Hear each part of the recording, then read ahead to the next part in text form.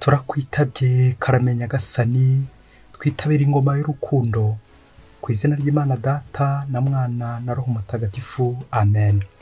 Amahoro bana b'Imana, nimuhumuraho muri mwese, Imana ikomeze kubagirira neza.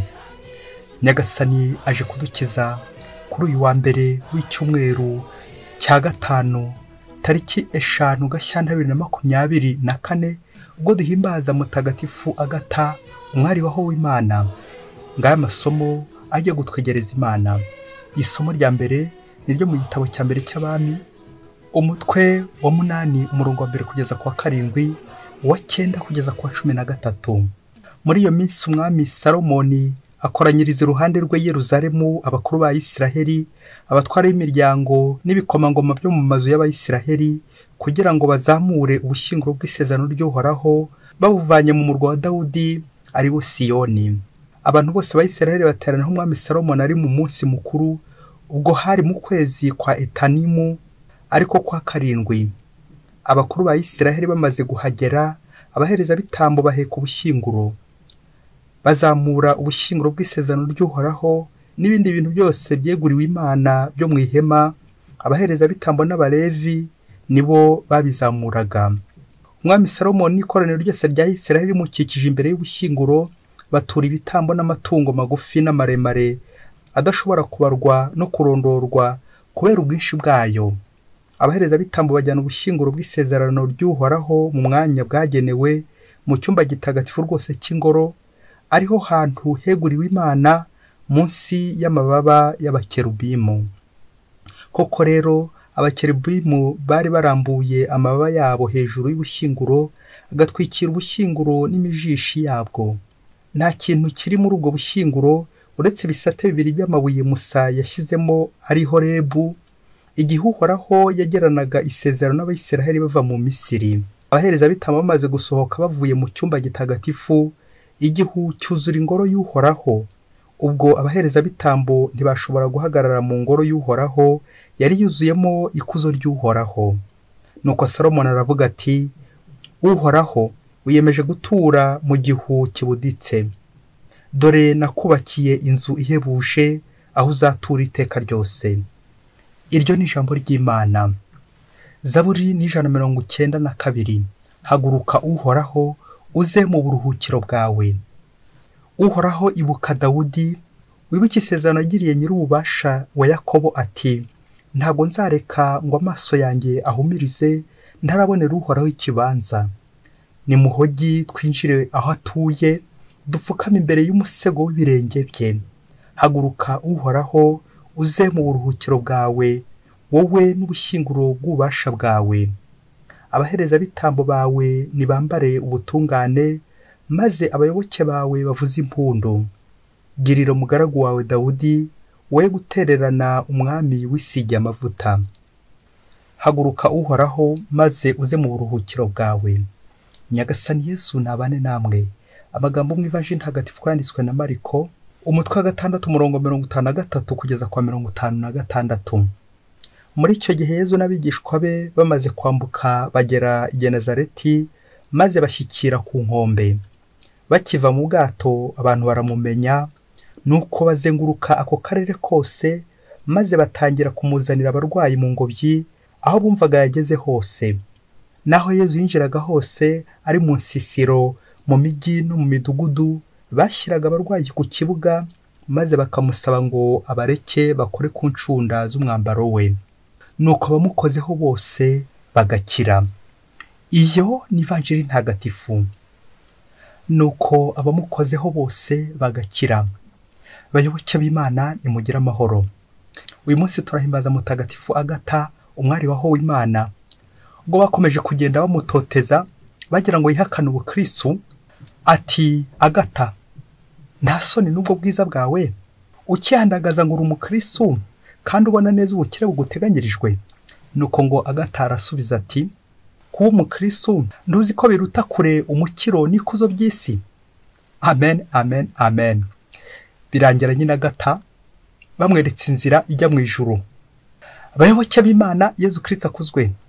Ngaha tugeze kuri Buri Munsi, nawe uze guhava umaze kwisuzuma niba ubukristo bwawe ubukomeyeho ku buryo hagize ikiguhungabanya, ikikudurumbanya, nawe utatatira igihango, bityo ugakomera kuri Kristo wagutoye.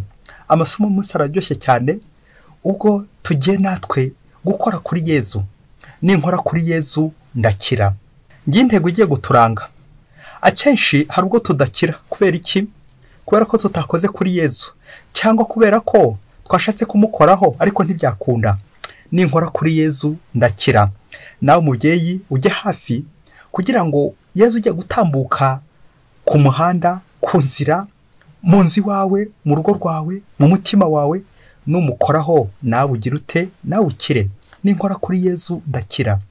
Mu mukino wa dame hamwe itegeko rigera riti toucher égale jouer, ngo gukoraho gato cyane bingana gukina. Uwo wakinnye byarangiye.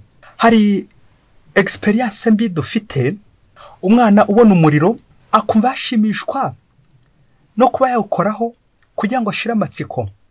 Cyangwa hari n'umwana ubona amazi y'amarike ari ku ziko akibaza uburyo ari gutogota, akifuza ko yabanza gukozamo urutoki, ikiganza. Muvyeyi, nibigushyikira nawe ukumva ufite amatsiko yo gukora mu muriro, navuga umuriro w'amashanyarazi cyangwa mu mazi y'amarike, ntuzambaze uko bizarangira ikiganza cyawe bigenze. Iyo ukoze ku muriro urashya, ariko wakora ku buzima ugakira ukamererwa neza. Umuriro ni wa sekibi, naho ubuzima ni ubwa Kristo. Iyo ukoze kuri sekibi urashya, ku muriro nyine wakora kuri Yezu ugakira ukamererwa neza. Ninkora kuri Yezu ndakira. Isomo rya mbere riratubwira uburyo abayoboke b'Imana bahura n'Imana. Buryo umuntu wese yagombye kugira nyine aho ahurira n'undi kugira ngo bashobore guhuza. Turumva Salomoni umaze kubakira ingoro uhoraho, none bazanyemo ubushyinguro.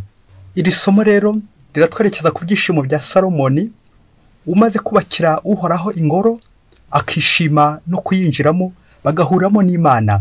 N'umuririmbyi wa Zaburi arikiriza iri somo agira ati uhoraho haguruka maze uze mu buruhukiro bwawe. Aho Imana iruhukira, ariko ntabwo ari Imana iruhuka, ahubwo ni twebwe abantu turuhuka igihe twagiye mu ngoro y'Imana. Aho nshobora guhurira n'Imana mu nzu yanjye, mu mutima wanjye, muri kiliziya. Ubushyinguro bw'Imana burerekeza kuri tabernakoro, aho duhurira na Yezu kugira ngo Yezu atugirire neza, maze tumukoreho, tumurangamire, tumurebe, tumushengerere kugira ngo dukire. Umuntu wese wakoze kuri Yezu arakira. Nibyo twumvise mu ivanjiri y'uyu munsi, ubwo Yezu bamuzaniraga abarwayi benshi.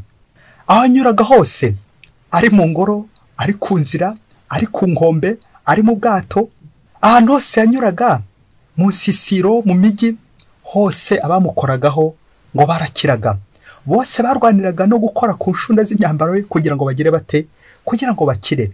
Ndi kubizirikana natinze ku myambaro ya Yezu, uburyo imyambaro ya Yezu abantu bayikozeho bakira. Ese ni imyambaro ikiza? Nibyo koko wambaye kirezi ntamenya ko kera, kandi ngo la bifelomwan, iyo ubonye umuntu uko yambaye umenya nuko yashatse. Rero iyi myambaro ya Yezu ni Yezu ubwe, nuko Yezu aba yambaye kose nabyo birakiza. Bikaza kunyerekeza ku ndoromba afite inyuma ku mubiri, buryo uko wambaye mubyeyi birakiza. Aha rero Yezu mu kumukoraho ku nshunda z'imyambaro y'abantu bagakira, biratwerekeza ku bantu bambara nabi, aho bavuga ngo uwicaye nabi ababaza imbere ye. Hari igihe wambara nabi. Kwambara nabi ni ukwambara imyenda ishobora kwica abandi, abandi bakureba bakaba bari guhapfira. Cyane cyane aho muri gisi ubona hari abashobora kwambara impenure, abandi bakambara imyenda yacitse ishobora gucumuza abandi, ishobora gutuma abandi bacumura, imyenda ishobora kugusha abandi mu bishuko. Imyenda yose yaba ihisha indangagaciro nk'umuntu, nuko ukabagusha abandi mu cyaha kubera uko wambaye.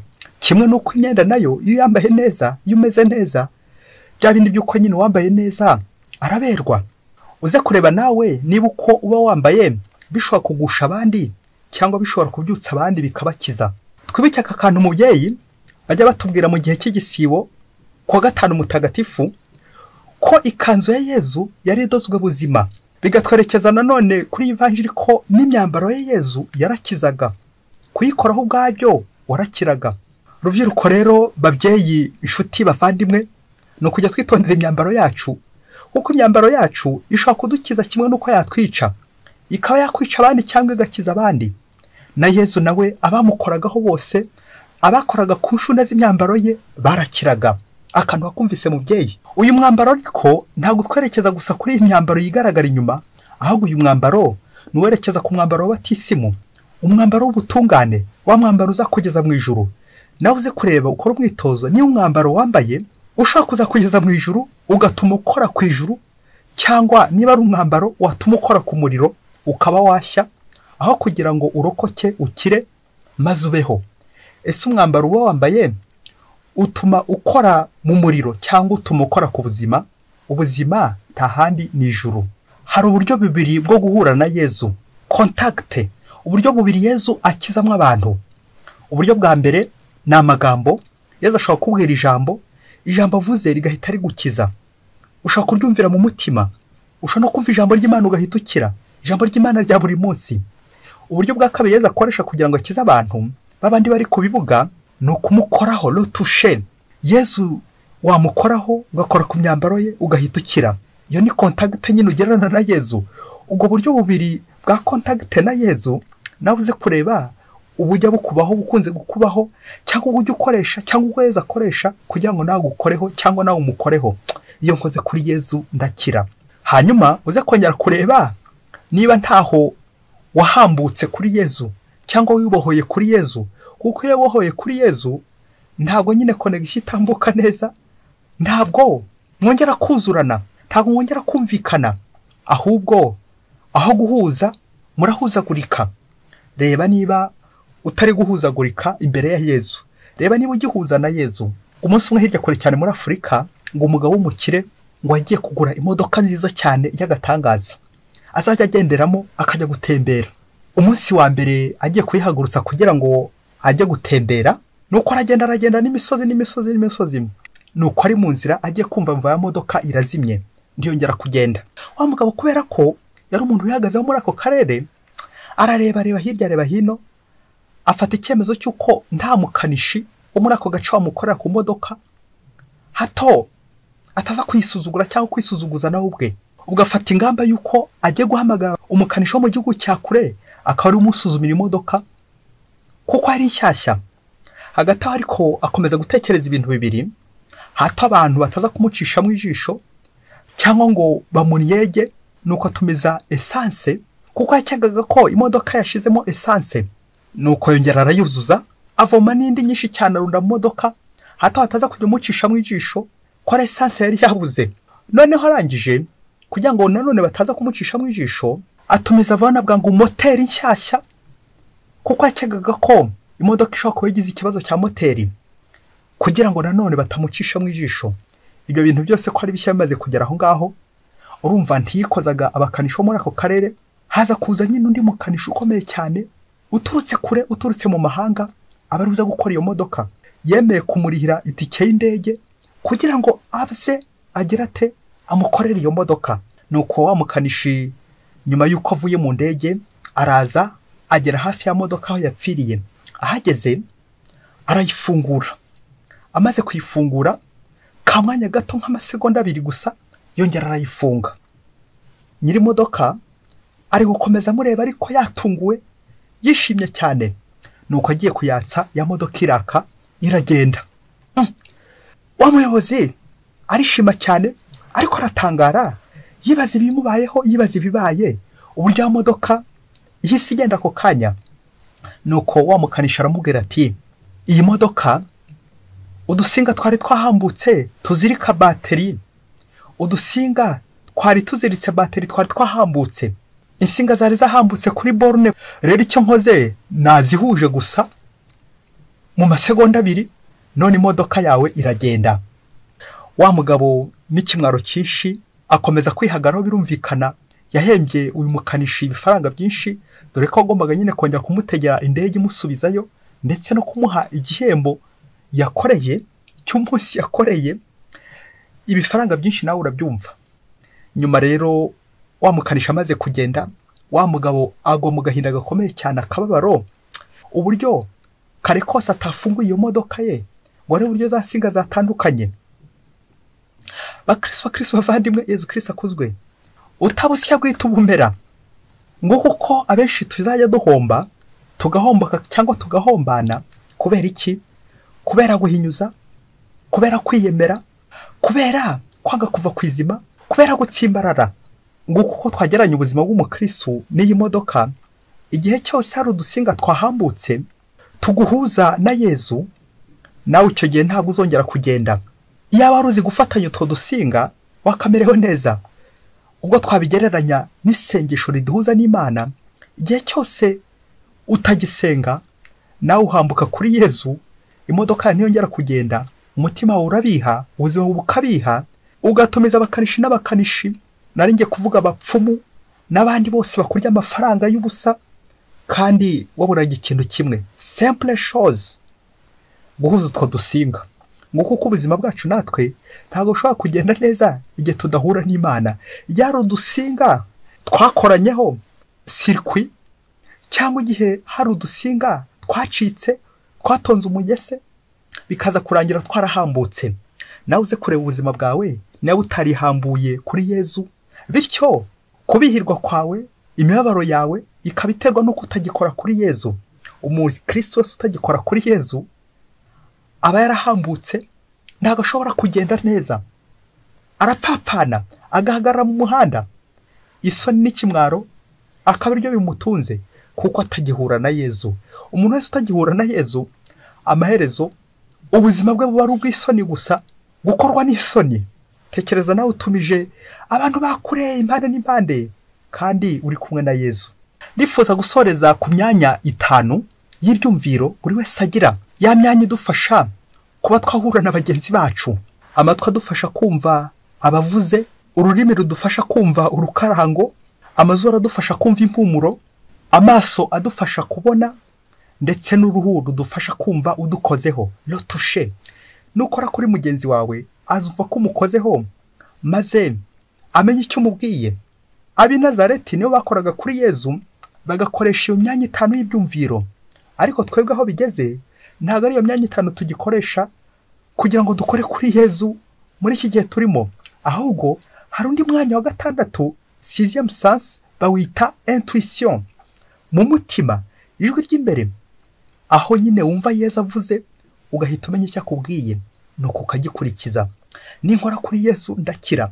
Ese mubyeyi, uwo mwanya uracyawukoresha? Umwanya wo kumva ijwi ry'imbere ry'Imana, Yezu ukamumva uri kumushengera muri tabernacle, Yezu ukamumva wagiye gusenga. Aho uyu mwanya nawe uracyamumva Yezu ukamukoraho. Abantu benshi uwo mwanya ntabwo tujya tuwukoresha. Yaba uyu mushoferi, uyu patron nyiri modoka, yarafite uwo mwanya wa 6, intuition, kumenya iby'imbere.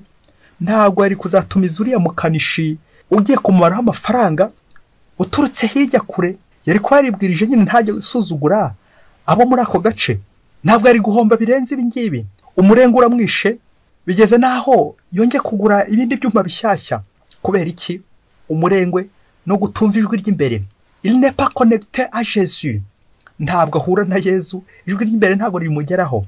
Ngo kuko natwe igihe cyose tuzibohora kuri Nyagasani, igihe cyose tuzibohora kuri Kristo, nta buzima tuzagira. Tuzakomeza duhagaze, tugatagaguza ibyacu byose, tukabirangiza mu bapfumu, bya bindi by'uko nyine iby'abapfu biribwa n'abapfumu, bikarangira ubuzima bwacu natwe butari kugenda neza, buhagaze nk'iriya modoka. Nawe rero uze gucunga, niba Yezu akigukoraho, uze gucunga ubuzima bwawe niyo ukiri gukora kuri Yezu. Niba ntaho waba warabohotse, niba ugihura na Yezu kugira ngo muhuze, cyangwa niba mudahura birumvikana urahuzagurika. Yezu, ndifuza ko nahura nawe nkagukoraho ngakira. Ndifuza ko nahura nawe maze ngashobora guhuza nawe. Urakoze Yezu, utube hafi Nyagasani. Agata mutagatifu udusabire buri munsi. Mwese Imana ibahe umugisha. Imana Data na Mwana na Roho Mutagatifu. Amen. Padiri Masumbuko Ladislas wa Diocese ya Cyangugu.